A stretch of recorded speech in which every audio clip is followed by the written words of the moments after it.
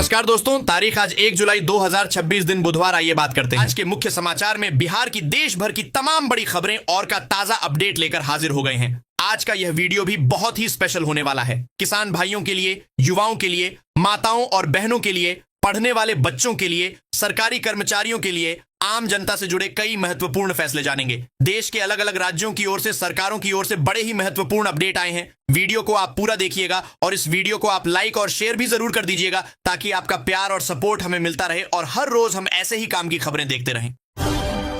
पटना नगर निगम मुख्यालय मौर्या लोक में कर्मचारियों का प्रदर्शन तेज हो गया है। अपनी विभिन्न मांगों को लेकर प्रदर्शन कर रहे कर्मियों ने सरकार को चेतावनी देते हुए कहा है कि यदि जल्द उनकी मांगें पूरी नहीं हुई तो 30 जुलाई से पूरे बिहार के नगर निगम, नगर परिषद और नगर पंचायत के कर्मचारी अनिश्चितकालीन हड़ताल पर चले जाएंगे। कर्मचारियों ने उप मुख्यमंत्री सम्राट चौधरी से जल्द हस्तक्षेप कर समाधान निकालने की मांग की है। हड़ताल होने पर राज्य भर में सफाई, पेयजल और अन्य नगर निकाय सेवाएं प्रभावित हो सकती हैं। 1 जुलाई 2026 से देश भर में आम लोगों की रोजमर्रा की जिंदगी से जुड़े कई अहम नियम बदलने जा रहे हैं। इन नए बदलावों का सीधा असर आधार कार्ड, पासपोर्ट से जुड़ी सेवाओं, कारों की कीमतों, क्रेडिट कार्ड के नियमों और एलपीजी सिलेंडर की कीमतों पर पड़ सकता है। ऐसे में लोगों के लिए इन नए नियमों की जानकारी रखना बेहद जरूरी है, ताकि किसी भी तरह की परेशानी से बचा जा सके। यदि आप भी इन सेवाओं का इस्तेमाल करते हैं तो 1 जुलाई से लागू होने वाले नए नियमों पर जरूर नजर रखें। बिहार की राजनीति में एक बार फिर बयानबाजी तेज हो गई है। तेजस्वी यादव की उप मुख्यमंत्री सम्राट चौधरी पर की गई टिप्पणी के बाद सियासी घमासान शुरू हो गया है। भारतीय जनता पार्टी ने पलटवार करते हुए राबड़ी देवी के मुख्यमंत्री कार्यकाल को बिहार के लिए काला दिन करार दिया। दोनों दलों के बीच आरोप प्रत्यारोप का दौर लगातार जारी है, जिससे प्रदेश का राजनीतिक माहौल और गर्मा गया है। आने वाले दिनों में इस मुद्दे पर सियासत और तेज होने के आसार हैं। बिहार के किशनगंज में एसएसबी और पुलिस ने संयुक्त कार्रवाई करते हुए ब्राउन शुगर तस्करी के मामले में पिता पुत्र को गिरफ्तार किया है। छापेमारी के दौरान आरोपियों के पास से ब्राउन शुगर के साथ 1,90,000 रुपए नकद भी बरामद किए गए। पुलिस ने दोनों के खिलाफ संबंधित धाराओं में एफआईआर दर्ज कर ली है और पूरे नेटवर्क की जांच शुरू कर दी है। अधिकारियों का कहना है कि मामले में अन्य लोगों की संलिप्तता की भी जांच की जा रही है। इस कार्रवाई को नशा तस्करी के खिलाफ बड़ी सफलता माना जा रहा है। बिहार सरकार भूमिहीन परिवारों के लिए बड़ी पहल करने जा रही है। अभियान बसेरा 2 के तहत आगामी 15 अगस्त को राज्य के 30,000 भूमिहीन परिवारों को वास भूमि का बंदोबस्ती प्रमाण पत्र वितरित किया जाएगा। इसके लिए सभी जिलों को लक्ष्य सौंप दिया गया है और 31 जुलाई तक सभी प्रमाण पत्र तैयार करने के निर्देश दिए गए हैं। पूरी प्रक्रिया ऑनलाइन पोर्टल के माध्यम से पूरी की जाएगी, ताकि लाभार्थियों को पारदर्शी और समयबद्ध तरीके से योजना का लाभ मिल सके। बिहार की राजनीति को लेकर पूर्व सांसद आनंद मोहन ने नालंदा में आयोजित एक जनसभा से बड़ा बयान दिया है। सभा को संबोधित करते हुए उन्होंने राज्य की मौजूदा राजनीतिक परिस्थितियों, मुख्यमंत्री पद में संभावित बदलाव की चर्चाओं और विभागों के बंटवारे को लेकर कई सवाल उठाए। आनंद मोहन ने सरकार की कार्यशैली पर भी निशाना साधते हुए राजनीतिक हालात पर अपनी प्रतिक्रिया दी। उनके इस बयान के बाद बिहार के सियासी गलियारों में चर्चा और तेज हो गई है। सहरसा नगर निगम में 70 करोड़ रुपए की खरीद में कथित अनियमितता के मामले की जांच एक बार फिर तेज हो गई है। जेम पोर्टल के जरिए हुई खरीद प्रक्रिया की जांच के लिए 4 दिनों तक विशेष पड़ताल की जाएगी। इससे पहले भी करीब 9 महीने पहले इस मामले में कार्रवाई की गई थी। अब जांच टीम खरीद प्रक्रिया से जुड़े दस्तावेजों और नियमों के पालन की बारीकी से जांच करेगी। मामले की जांच रिपोर्ट के आधार पर आगे की कार्रवाई की जाएगी। बिहार सरकार नारियल की खेती को बढ़ावा देने के लिए किसानों को 75% अनुदान पर पौधे उपलब्ध करा रही है। इस योजना का उद्देश्य किसानों की आय बढ़ाना और बागवानी को प्रोत्साहित करना है। कृषि विभाग के अनुसार नारियल की व्यावसायिक खेती से किसान सालाना 2.5 लाख रुपए तक की आमदनी कर सकते हैं। योजना का लाभ लेने के लिए इच्छुक किसान ऑनलाइन आवेदन कर सकते हैं। सरकार ने अधिक से अधिक किसानों से इस योजना का लाभ उठाने की अपील की है। 1 जुलाई 2026 से पासपोर्ट बनवाने की फीस में बढ़ोतरी होने जा रही है। नई दरों के तहत 36 और 60 पेज वाले passport, police clearance certificate, PCC और तत्काल सेवा की फीस में भी बदलाव किया गया है। हालांकि जिन लोगों ने पहले ही आवेदन कर निर्धारित शुल्क जमा कर दिया है, उन्हें नई फीस का भुगतान नहीं करना होगा। ऐसे में पासपोर्ट से जुड़ा कोई भी आवेदन करने से पहले नई शुल्क सूची की जानकारी जरूर ले। बिहार की राजनीति में मुख्यमंत्री नीतीश कुमार को लेकर चल रही चर्चाओं के बीच मंत्री विजय चौधरी का बड़ा बयान सामने आया है। उन्होंने कहा कि नीतीश कुमार जी के मंत्री बनाए जाने की चर्चा तेज है, मध्यम है या धीमी, ये तो आप लोग ही जानते हैं। मुझे इस संबंध में कोई जानकारी नहीं है। विजय चौधरी के इस बयान के बाद राजनीतिक गलियारों में अटकलों का दौर और तेज हो गया है। हालांकि उन्होंने किसी भी तरह की आधिकारिक जानकारी होने से साफ इनकार। पटना के चर्चित कोचिंग विवाद मामले में मशहूर शिक्षक खान सर को मंगलवार को भी अग्रिम जमानत नहीं मिल सकी। पटना सिविल कोर्ट में उनकी अग्रिम जमानत याचिका और उनके 2 सुरक्षा गार्डों की नियमित जमानत याचिका पर सुनवाई हुई। सुनवाई के दौरान कोर्ट ने मामले से जुड़े कुछ जरूरी दस्तावेज तलब करते हुए अगली सुनवाई 3 जुलाई के लिए निर्धारित कर दी। हालांकि राहत की बात यह रही कि अगली सुनवाई तक खान सर को मिली अंतरिम सुरक्षा बरकरार रहेगी। अब इस मामले पर सभी की नजर 3 जुलाई की सुनवाई पर टिकी हुई है। बिहार के राज्यपाल लेफ्टिनेंट जनरल सैयद अता हसनैन ईरान के दौरे पर जाएंगे, जहां ईरान के सर्वोच्च नेता अयातुल्ला अली खामेनेई के राजकीय अंतिम संस्कार में भारत की ओर से उच्च स्तरीय प्रतिनिधिमंडल शामिल होगा। इस प्रतिनिधिमंडल का नेतृत्व बिहार के राज्यपाल लेफ्टिनेंट जनरल सैयद अता हसनैन और विदेश राज्य मंत्री पवित्रा मार्गेरिटा करेंगे। विदेश मंत्रालय के वरिष्ठ अधिकारियों के साथ यह टीम अगले महीने ईरान पहुंचकर भारत का प्रतिनिधित्व करेगी और इस महत्वपूर्ण राजकीय समारोह में हिस्सा लेगी।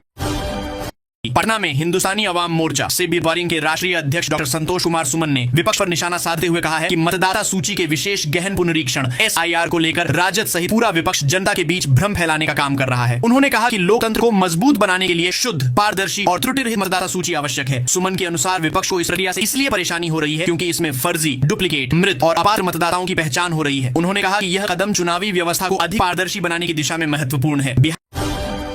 बिहार में 1 जुलाई से रोजगार गारंटी योजना को लेकर बड़ा बदलाव होने जा रहा है, जहां मनरेगा की जगह विकसित भारत रोजगार एवं आजीविका गारंटी मिशन VB ग्रामजी लागू किया जाएगा। इस नई योजना के तहत गांवों में स्थायी निर्माण कार्यों को बढ़ावा देने के साथ साथ ग्रामीणों को अधिक रोजगार के अवसर उपलब्ध कराए जाएंगे, जिससे ग्रामीण अर्थव्यवस्था को मजबूती मिलने की उम्मीद जताई जा रही है। गोपालगंज में 2026 के पंचायत चुनाव को लेकर एक बड़ा बदलाव देखने को मिलेगा, जहां पहली बार सभी 6 पदों के लिए मल्टीपोस्ट EVM से मतदान कराया जाएगा। इसके लिए चुनावी तैयारियां तेज कर दी गई हैं। राज्य निर्वाचन आयोग और जिला पंचायती राज विभाग ने 2021 के मतदान केंद्रों के आधार पर अतिरिक्त EVM की व्यवस्था शुरू कर दी है। इस नई व्यवस्था का उद्देश्य मतदान प्रक्रिया को अधिक पारदर्शी, तेज और सुरक्षित बनाना है। बिहार में शिक्षकों के ट्रांसफर पोस्टिंग को लेकर सरकार द्वारा नई नीति और नियमावली लागू किए जाने के बावजूद प्रक्रिया अभी तक पूरी तरह शुरू नहीं हो सकी है, जिससे शिक्षकों में असमंजस की स्थिति बनी हुई है। सरकार ने पहली बार ऐसे ट्रांसफर की व्यवस्था के तहत शिक्षकों को मनचाही जगह पोस्टिंग देने का प्रावधान किया था, लेकिन इसके लिए जरूरी पोर्टल अभी तक सक्रिय नहीं हुआ है। विशेषज्ञों के अनुसार सबसे बड़ी चुनौती स्कूलों में शिक्षकों की वास्तविक जरूरत और उपलब्ध पदों का सही रैशनलाइजेशन है, क्योंकि कई स्कूलों में शिक्षक कम है तो कई में अधिक। इसी वजह से पूरी ट्रांसफर प्रक्रिया अभी तकनीकी और प्रशासनिक अड़चनों में फंसी हुई है, जिससे जल्द समाधान की उम्मीद जताई जा रही है। सीतामढ़ी में भाजपा कार्यकर्ता सम्मेलन को संबोधित करते हुए मंत्री नंद किशोर राम ने केंद्र की मोदी सरकार की उपलब्धियों पर प्रकाश डाला। उन्होंने कहा कि प्रधानमंत्री नरेंद्र मोदी ने डॉक्टर श्यामा प्रसाद मुखर्जी के सपनों को साकार किया है और अंत्योदय के विचार को जमीन पर उतारने का काम किया है। मंत्री ने कार्यकर्ताओं से सरकार की योजनाओं को जन जन तक पहुंचाने का आह्वान भी किया। मुख्यमंत्री विजय चौधरी ने कहा है कि बिहार में बाढ़ और सूखे जैसी आपदाओं से निपटने के लिए सरकार ने पूरा रोड मैप तैयार कर लिया है। उन्होंने बताया कि जनादेश के अनुरूप NDA सरकार लगातार विकास कार्यों को आगे बढ़ा रही है और इसके 100 दिन पूरे होने के साथ कई योजनाओं पर तेजी से काम किया जा रहा है। विजय चौधरी ने कहा कि सरकार का लक्ष्य आपदा प्रबंधन को और मजबूत करना तथा प्रभावित क्षेत्रों में त्वरित राहत सुनिश्चित करना है। सिवान जिले के महाराजगंज में नए राशन कार्ड के लिए ऑनलाइन आवेदन का पोर्टल पिछले कई दिनों से बंद है, जिससे आम लोगों को काफी परेशानियों का सामना करना पड़ रहा है। बताया जा रहा है कि तकनीकी कारणों के चलते पोर्टल को अस्थायी रूप से बंद किया गया है। इसके कारण नए आवेदन फिलहाल स्वीकार नहीं किए जा रहे हैं। पोर्टल के जल्द चालू होने के बाद ही राशन कार्ड के लिए आवेदन प्रक्रिया दोबारा शुरू की जा सकेगी, जिससे जरूरतमंद लोगों को राहत मिलने की उम्मीद है। बिहार में एनकाउंटर में मारे गए भरत के 13वीं कार्यक्रम के दौरान माहौल भावुक हो गया, जहां घर में देशभक्ति गीत बजते रहे। इस दौरान मृतक की मां ने कहा कि उन्हें सम्राट चौधरी पर भरोसा नहीं है। वहीं पूर्व मुख्यमंत्री जीतन राम मांझी ने पुलिस कार्रवाई को सही ठहराते हुए कहा कि पुलिस ने उचित कदम उठाया है। इस घटना को लेकर इलाके में अलग अलग प्रतिक्रियाएं देखने को मिल रही हैं और मामला चर्चा में बना हुआ है। बांका विधानसभा उपचुनाव को लेकर सियासी हलचल तेज हो गई है। इसी बीच तेज प्रताप यादव की जनशक्ति जनता दल ने वीणा मानवी को अपना संभावित प्रत्याशी घोषित किया है। प्रत्याशी के नाम की घोषणा के बाद क्षेत्र में राजनीतिक गतिविधियां और तेज हो गई हैं और सभी दलों ने अपनी रणनीति बनानी शुरू कर दी है। उपचुनाव को लेकर मुकाबला दिलचस्प होने की उम्मीद जताई जा रही है। बिहार के सभी विश्वविद्यालयों में बुधवार से नया शैक्षणिक सत्र शुरू हो गया है, जिसके साथ राज्य में पहली बार यूनिफॉर्म एकेडमिक कैलेंडर लागू किया गया है। राज्यपाल के निर्देश पर लागू इस व्यवस्था का उद्देश्य प्रवेश, पढ़ाई, परीक्षा और परिणाम प्रक्रिया में एक रूपता लाना है, जिससे छात्रों को समय पर शैक्षणिक गतिविधियों का लाभ मिल सके। इस नए बदलाव से उच्च शिक्षा व्यवस्था में अनुशासन और पारदर्शिता बढ़ने की उम्मीद जताई जा रही है। यात्रियों की बढ़ती भीड़ को देखते हुए रेलवे ने बड़ा फैसला लिया है। रेलवे ने 5 जोड़ी स्पेशल ट्रेनों के परिचालन की अवधि को जुलाई से बढ़ाकर नवंबर तक कर दिया है। इनमें रक्सौल लोकमान्य तिलक, पटना चर्लपल्ली, पटना खोर्धा रोड, पटना हावड़ा और सोगरिया धनबाद स्पेशल ट्रेनें शामिल हैं, जो अलग अलग तिथियों तक चलाई जाएंगी। इस फैसले से यात्रियों को सफर में काफी राहत मिलने की उम्मीद है और भीड़ भाड़ के दौरान यात्रा आसान हो जाएगी। गोपालगंज जिले के सभी सरकारी प्राथमिक, मध्य, माध्यमिक और उच्च माध्यमिक विद्यालयों में 1 जुलाई से नई समय सारिणी लागू की जाएगी। शिक्षा विभाग के निर्देश के अनुसार अब सभी स्कूल सुबह 9:30 बजे से शाम 4 बजे तक संचालित होंगे। इस बदलाव का उद्देश्य विद्यालयों में पढ़ाई के समय को सुव्यवस्थित करना और शैक्षणिक व्यवस्था को और अधिक प्रभावी बनाना है। बिहार की राजनीति के लिए 1 जुलाई का दिन खास रहने वाला है, जब विधान परिषद के सभी नवनिर्वाचित सदस्य शपथ लेंगे। इस शपथ ग्रहण समारोह को लेकर राजनीतिक माहौल भी गर्म है। खासकर भोजपुरी स्टार पवन सिंह और निशांत कुमार की एंट्री को लेकर सबसे ज्यादा चर्चा हो रही है। माना जा रहा है कि इनके शामिल होने से विधान परिषद की राजनीति में नई हलचल देखने को मिलेगी।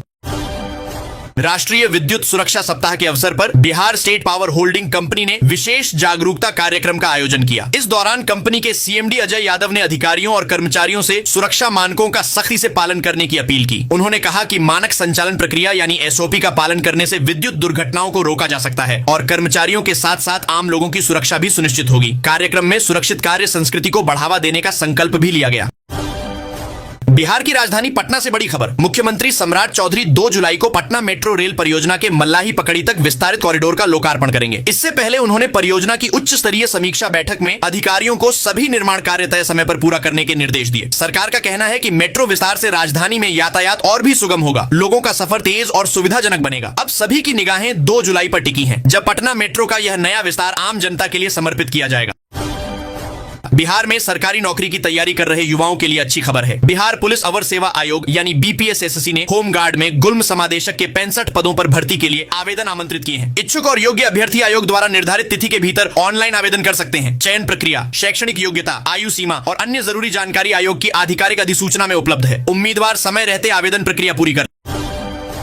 बिहार के ग्रामीण विकास मंत्री श्रवण कुमार ने नई दिल्ली में आयोजित 2 दिवसीय राष्ट्रीय ग्रामीण विकास सम्मेलन में हिस्सा लिया। इस सम्मेलन में देश भर के राज्यों और केंद्र शासित प्रदेशों के ग्रामीण विकास मंत्रियों ने गांवों के विकास और ग्रामीण समृद्धि को बढ़ावा देने की रणनीति पर चर्चा की। ग्रामोदय से राष्ट्रोदय थीम पर आयोजित इस सम्मेलन में विकसित भारत 2047 के लक्ष्य को हासिल करने में गांवों की अहम भूमिका पर जोर दिया गया। सम्मेलन का उद्घाटन केंद्रीय ग्रामीण विकास मंत्री शिवराज सिंह चौहान ने किया। बिहार एसटीएफ को बड़ी सफलता मिली है। मंगलवार सुबह पटना जंक्शन से कुख्यात पांडव सेना के सरगना संजय सिंह को गिरफ्तार कर लिया गया। संजय सिंह पर हत्या, रंगदारी, अवैध खनन और AK-47 बरामदगी समेत बिहार और झारखंड में कई संगीन मामले दर्ज हैं। लंबे समय से उसकी तलाश की जा रही थी। फिलहाल एसटीएफ उससे पूछताछ कर रही है और उसके नेटवर्क से जुड़े अन्य लोगों की भी जांच तेज कर दी गई है। बिहार पंचायत चुनाव को लेकर बड़ी अपडेट सामने आई है। पंचायती राज मंत्री दीपक प्रकाश ने साफ कर दिया है कि आगामी पंचायत चुनाव बिना परिसीमन के मौजूदा पंचायत सीमाओं पर ही कराए जाएंगे। सरकार का कहना है कि इस फैसले से चुनाव प्रक्रिया में किसी तरह की देरी नहीं होगी और तय समय पर चुनाव कराने का रास्ता साफ हो गया है। वहीं संभावित उम्मीदवारों को भी बड़ी राहत मिली है, क्योंकि अब उन्हें नई सीमाओं या परिसीमन के इंतजार में नहीं रहना पड़ेगा। चुनाव की तैयारियों को लेकर राज्य निर्वाचन आयोग भी अपनी प्रक्रिया तेजी से आगे बढ़ा रहा है।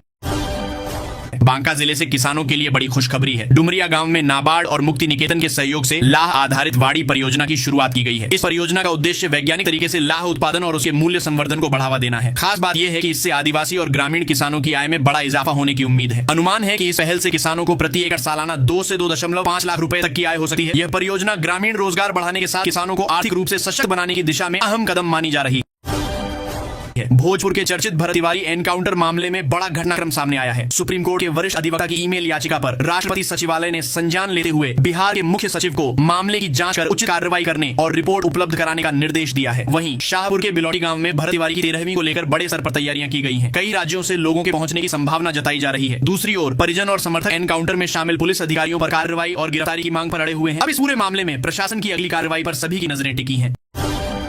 बेगूसराय से एक प्रेरणादायक खबर सामने आई है। जिले के बकरी जैसे छोटे से गांव की रहने वाली मुस्कान कुमारी ने अपनी मेहनत और लगन के दम पर 17वीं बीपीएसएससी परीक्षा में 80वीं रैंक हासिल कर पूरे बिहार का नाम रोशन किया है। इस शानदार सफलता के साथ उनका चयन असिस्टेंट प्लानिंग ऑफिसर के पद पर हुआ है। सीमित संसाधनों के बावजूद मुस्कान ने साबित कर दिया कि मजबूत इरादे और निरंतर मेहनत से हर मंजिल हासिल की जा सकती है। उनकी सफलता आज हजारों युवाओं, खासकर ग्रामीण बेटियों के लिए प्रेरणा बन गई है।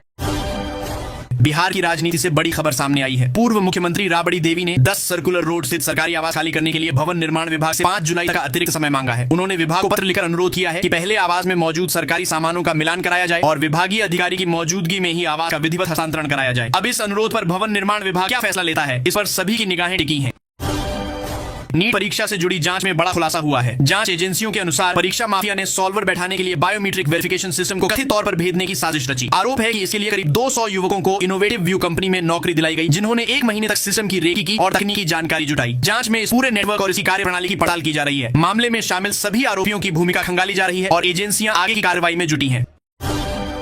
बिहार में गाड़ी चलाते हैं तो यह खबर आपके लिए बेहद जरूरी है। परिवहन विभाग ने ट्रैफिक नियम तोड़ने और ई चालान जमा नहीं करने वालों पर बड़ी कार्रवाई शुरू कर दी है। राज्य भर में 2 लाख से ज्यादा ई चालान लंबित हैं। पटना में अब 35,000 से अधिक वाहनों की आरसी ब्लैकलिस्ट की जा चुकी है, जबकि पूरे बिहार में करीब 1 लाख और वाहनों की आरसी ब्लैकलिस्ट करने की तैयारी है। विभाग ने साफ किया है कि ब्लैकलिस्टेड वाहन सड़क पर मिलने पर जब्त किए जा सकते हैं। इसलिए अगर आपका भी ई चालान बकाया है तो उसे जल्द जमा करें, नहीं तो बड़ी परेशानी का सामना करना पड़ सकता है। बिहार के सरकारी अस्पतालों में अब डॉक्टरों और स्वास्थ्य कर्मियों की कार्यशैली पर कड़ी नजर रखी जाएगी। स्वास्थ्य मंत्री निशांत कुमार ने बड़ा ऐलान करते हुए कहा है कि राज्य के सभी 15,000 सरकारी अस्पतालों में सीसीटीवी कैमरे लगाए जाएंगे। इन कैमरों के जरिए अस्पतालों में इलाज, मरीजों की सुविधा और डॉक्टरों की मौजूदगी की लगातार निगरानी की जाएगी। मंत्री ने कहा कि वह खुद इस पूरी व्यवस्था की मॉनिटरिंग करेंगे ताकि मरीजों को बेहतर स्वास्थ्य सेवाएं मिले और अस्पतालों में किसी तरह की लापरवाही बर्दाश्त न की जाए। बिहार के सरकारी स्कूल में शिक्षक हैं तो यह खबर आपके लिए है। लंबे इंतजार के बाद अब ट्रांसफर पोस्टिंग का रास्ता साफ हो गया है। शिक्षा विभाग ने 5.88 लाख शिक्षकों के रैशनलाइजेशन की प्रक्रिया पूरी कर ली है, जिसके बाद राज्य के 76,000 स्कूलों में शिक्षकों की उपलब्धता और जरूरत का पूरा आंकड़ा तैयार हो चुका है। इसी आधार पर अब शिक्षकों का तबादला किया जाएगा। जानकारी के मुताबिक इसी सप्ताह ट्रांसफर पोर्टल शुरू किया जाएगा, जहां शिक्षक अपनी पसंदीदा पोस्टिंग के लिए आवेदन कर सकेंगे। इससे लंबे समय से मनचाही जगह पर तबादले का इंतजार कर रहे शिक्षकों को बड़ी राहत मिलने की उम्मीद है।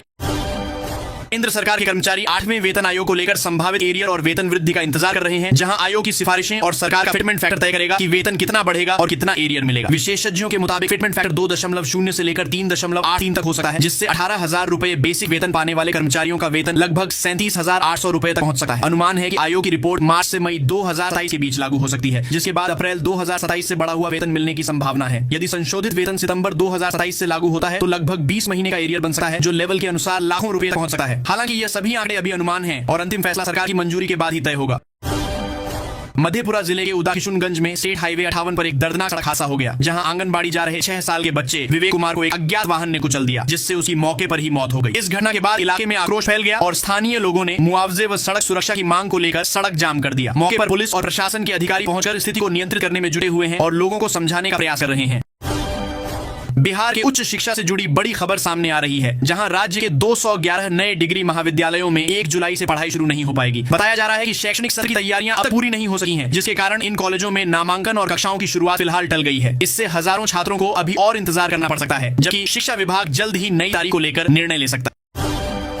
बिहार में मानसून पूरी तरह सक्रिय हो गया है, जहां गुरुवार की सुबह खगड़िया और जमुई में झमाझम बारिश दर्ज की गई। वहीं समस्तीपुर और कटिहार में आसमान में घने बादल छाए हुए हैं और मौसम सुहावना बना हुआ है। मौसम विभाग ने राज्य के 27 जिलों में बारिश को लेकर ऑरेंज अलर्ट जारी किया है। साथ ही 30 से 40 किलोमीटर प्रति घंटे की रफ्तार से तेज हवाएं चलने की भी संभावना जताई गई है। प्रशासन ने लोगों से सतर्क रहने और सुरक्षित स्थानों पर रहने की अपील की है। बिहार के उच्च शिक्षा क्षेत्र में एक बड़ा बदलाव किया गया है, जिसके तहत पीएचडी उपाधि की प्रक्रिया पूरी तरह एक रूप और पारदर्शी होगी। राजभवन के निर्देश के बाद टीएमबीयू ने इस नए नियम को सर्वसम्मति से मंजूरी दे दी है। इस फैसले के बाद राज्य के सभी विश्वविद्यालयों में पीएचडी प्रक्रिया में समानता आएगी और शोध कार्य से जुड़े मानकों को और अधिक सख्त व व्यवस्थित बनाया जाएगा, जिससे छात्रों को एक स्पष्ट और समान प्रणाली के तहत पीएचडी करने का अवसर मिलेगा। भागलपुर में आधुनिक बस स्टैंड निर्माण की योजना फिलहाल धीमी प्रशासनिक प्रक्रिया की वजह से अटकी हुई है। फंड आवंटित होने के 16 महीने बाद भी अब तक जमीन का इंतजाम नहीं हो पाया है, जिससे निर्माण कार्य शुरू नहीं हो सका है। इसके चलते शहरवासियों को कोयला डिपो क्षेत्र की अव्यवस्था और भीषण जाम की समस्या लगातार झेलनी पड़ रही है। स्थानीय लोगों में नाराजगी है और वे जल्द से जल्द बस स्टैंड निर्माण शुरू करने की मांग कर रहे हैं। ये थी आज की बिहार की टॉप बड़ी खबरें। इसी तरह से बिहार की हर एक छोटी बड़ी खबर देखने के लिए आप हमारे चैनल न्यूज बिहार चैनल को सब्सक्राइब करके बेल आइकन प्रेस कर दीजिए, जिससे आप तक बिहार की हर एक छोटी बड़ी खबर का अपडेट आप तक पहुंचता रहे। तो अभी के लिए बस इतना ही, हमें दीजिए इजाजत, फिर मिलते हैं किसी और खबरों के साथ। धन्यवाद।